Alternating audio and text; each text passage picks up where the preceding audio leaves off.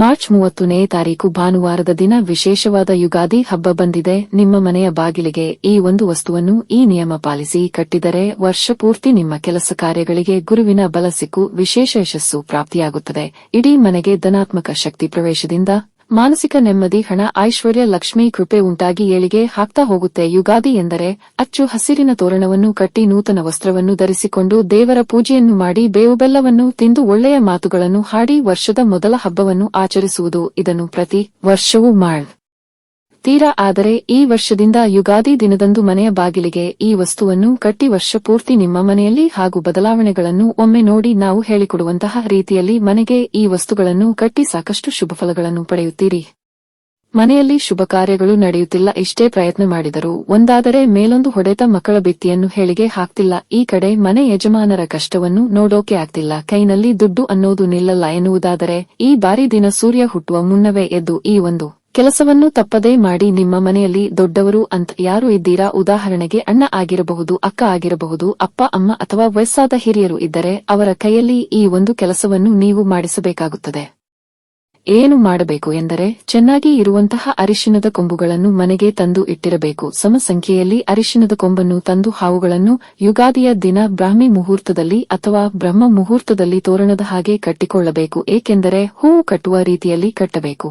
2 ಆಗಿರಬಹುದು, 4 ಆಗಿರಬಹುದು, 8, 12 ಅಥವಾ 16 ಹೀಗೆ ಸಮ ಸಂಖ್ಯೆಯಲ್ಲಿ ಅರಿಶಿಣದ ಕೊಂಬುಗಳನ್ನು ಮನೆಯ ಬಾಗಿಲಿಗೆ ಹೊಂದುವಷ್ಟು ದಾರದಿಂದ ಕಟ್ಟಿ ತೋರಣದ ರೀತಿ ಮಾಡಿಕೊಳ್ಳಬೇಕು.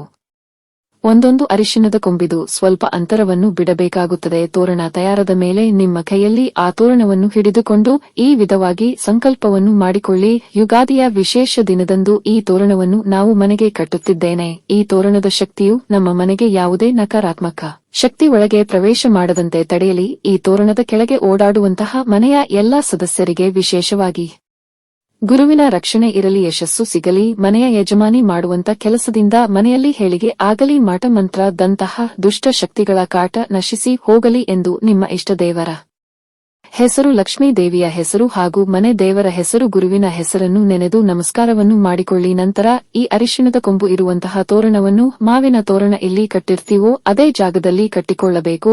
ಈ ದೂರನೇ ಇಷ್ಟು ದಿನ ಬೇಕಾದರೂ ಬಾಗಿಲಿನಲ್ಲಿಯೇ ಬಿಡಬಹುದು. ತಾನಾಗಿಯೇ ಈ ತೋರಣ ಒಣಗಿದರೆ ಅಥವಾ ಬಿದ್ದರೆ ಮನೆಯ ಬಳಿ ಇರುವಂತಹ ಯಾವುದಾದರೂ ದೈವ ವೃಕ್ಷ ಅಥವಾ ತೆಂಗಿನ ಮರ, ಅರಳಿ ಮರದ ಬುಡಕ್ಕೆ ಹಾಕಿ ಬರಬಹುದು. ಈ ಒಂದು ವಿಶೇಷವಾದಂತಹ ತೋರಣವನ್ನು ಮುಂದಿನ ವರ್ಷದ ತನಕ ನಿಮ್ಮ ಮನೆಯ ಬಾಗಿಲಿನಲ್ಲಿ ಇರುವಂತೆ ನೋಡಿಕೊಳ್ಳಬಹುದು ಮತ್ತು ಈ ಒಂದು ತೋರಣವನ್ನು ನಿಮ್ಮ ಮನೆಯಲ್ಲಿನ ದೇವರ ಮನೆ ಬಾಗಿಲಿಗೂ ಸಹ ಕಟ್ಟಿಕೊಳ್ಳಬಹುದು. ಸಾಧ್ಯವಾದರೆ ಯುಗಾದಿಯಲ್ಲಿ 2 ತೋರಣವನ್ನು ತಯಾರು ಮಾಡಿಕೊಳ್ಳಿ. ಒಂದನ್ನು ಮನೆ ಮುಖ್ಯವಾದ ಬಾಗಿಲಿಗೆ, ಮತ್ತೊಂದು ದೇವರ ಮನೆಗೆ ಕಟ್ಟಿಕೊಳ್ಳಿ. ಈ ತೋರಣದ ಶಕ್ತಿ ಹೇಗೆ ಕೆಲಸ ಮಾಡುತ್ತದೆ ಎಂದು ನಿಮ್ಮ ಅನುಭವಕ್ಕೆ ಬರುತ್ತದೆ. ವೈಜ್ಞಾನಿಕವಾಗಿ ಈ ತೋರಣ ಮನೆಗೆ ಕ್ರಿಮಿ ಕೀಟಗಳು ಬಾರದ ಹಾಗೆ ತಡೆಯುತ್ತೆ. ಶಾಸ್ತ್ರದ ರೀತಿಯಲ್ಲಿ, ವೈಜ್ಞಾನಿಕ ರೀತಿಯಲ್ಲಿ ನಿಮ್ಮ ಮನೆಗೆ ಅನೇಕ ಲಾಭಗಳಿವೆ.